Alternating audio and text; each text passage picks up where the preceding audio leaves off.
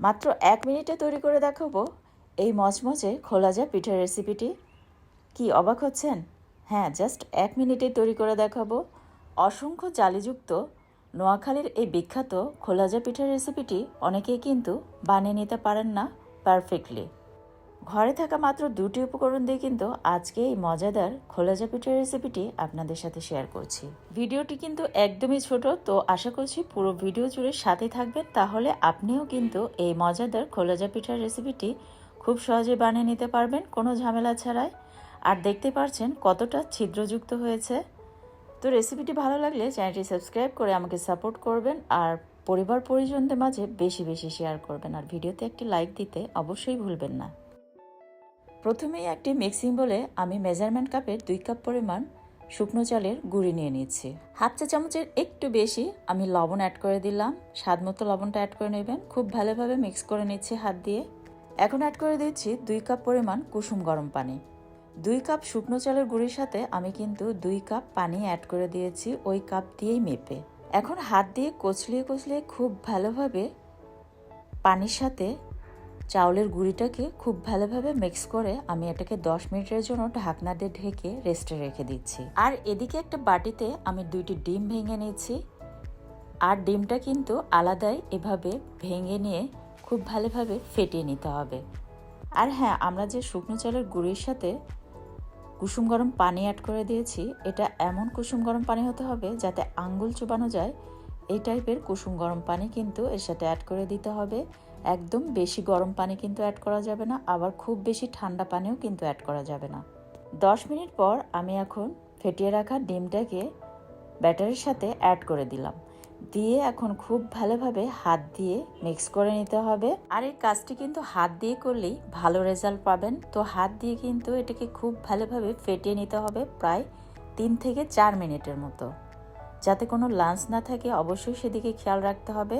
আমি যখন ব্যাটারটা বানাচ্ছিলাম তখনই কিন্তু আমি চুলায় প্যানটা বসিয়ে রেখেছিলাম। প্যান অবশ্যই খুব ভালোভাবে গরম করে নিতে হবে। গরম না করে নিলে কিন্তু এই পিঠাটি ছিদ্রযুক্ত হবে না, এটা অবশ্যই খেয়াল রাখতে হবে। তো এটা খুব ভালোভাবে আমি গরম করে নিয়ে একটি টিস্যু পেপারের সাহায্যে মুছে নিয়ে রেডি করে নিলাম। তারপর আমি ব্যাটারটা দিয়ে দিচ্ছি। দেওয়ার সাথে সাথেই কিন্তু এটাকে এভাবে ছড়িয়ে দিতে হবে। আর চুলার পাওয়ারটা কিন্তু হাই হিটে রেখে ব্যাটার প্যানে দিয়ে দিয়ে এরকম ছড়িয়ে দিতে হবে, তাহলে কিন্তু এরকম অসংখ্য জালিযুক্ত হবে। তারপর চুলার পাওয়ারটা মিডিয়ামে রেখে ঢাকনা দিয়ে ঢেকে 30 থেকে 40 সেকেন্ড অপেক্ষা করলেই কিন্তু পিঠাটি হয়ে যাবে। তো আমি 40 সেকেন্ড পর পিঠাটি তুলে নিলাম। আর কত ইজিলি পিঠাটি প্যান থেকে উঠে আসলো দেখেই বুঝতে পারছেন।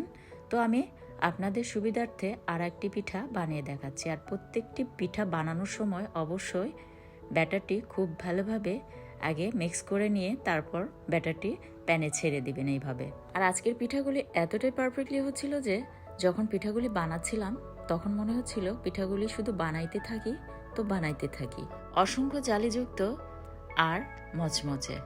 শীতের সকালে অবশ্যই এই রেসিপিটি একটিবার হলেও এবারে শীতে বানিয়ে খেয়ে দেখবেন। আমার বিশ্বাস একবার বানিয়ে খেলে আপনারা বারবার বানিয়ে খাবেন, এতটাই মজার আর এতটাই সহজ বানানো। হাঁসের মাংস কিংবা গরুর মাংস ঝোল দিয়ে কিন্তু এই পিঠাটি সার্ভ করতে পারেন, ভীষণ মজার। তো সবগুলি পিঠা কিন্তু আমি ইজিলি ঠিক একইভাবে বানিয়ে নিয়েছি। আর আমার ফেসবুক পেজ এবং ইউটিউব চ্যানেলে কিন্তু আরও অনেক পিঠার রেসিপি শেয়ার করা আছে, আর সেই পিঠাগুলিও কিন্তু আপনারা অনেক বেশি পছন্দ করেছিলেন। তাই আমি পিঠার রেসিপিগুলি নিয়েই কিন্তু আপনাদের মাঝে হাজির হচ্ছি এই শীতকালে। আর যে কোনো রেসিপি কিন্তু আমি খুব সহজভাবে উপস্থাপন করার চেষ্টা করি। তো আজকের রেসিপিটাও আশা করছি আপনাদের কাছে অনেক সহজ আর ভালো লাগবে। আর আমার রেসিপিগুলি যদি আপনাদের কাছে এতটুকু ভালো লেগে থাকে অবশ্যই ভিডিওতে লাইক, কমেন্ট অ্যান্ড শেয়ার করবেন, কারণ আপনাদের এই লাইক, কমেন্ট অ্যান্ড শেয়ার আমাকে কাজে কিন্তু অনেক উৎসাহ যোগায়। আর আপনাদের একটি শেয়ার কিন্তু আমাকে সামনে এগিয়ে নিয়ে যেতে সাহায্য করবে অনেকখানি। তাহলে দেরি কেন, আজই বানিয়ে ফেলুন মজাদার এই মচমচে খোলাজা পিঠার রেসিপিটি। আর হ্যাঁ, আমি 2 কাপ চালের গুঁড়ির সাথে কিন্তু 2টি ডিম নিয়েছি। আপনারা কিন্তু চালের গুঁড়ির পরিমাণের উপর ডিপেন্ড করে ডিমের পরিমাণটা বাড়িয়ে বা কমিয়ে অ্যাড করে নেবেন। তো পরবর্তী রেসিপি দেখার আমন্ত্রণ জানিয়ে আজকের মতো এখানে বিদায় নিচ্ছি। সবাই খুব বেশি ভালো থাকবেন। আল্লাহ হাফিজ।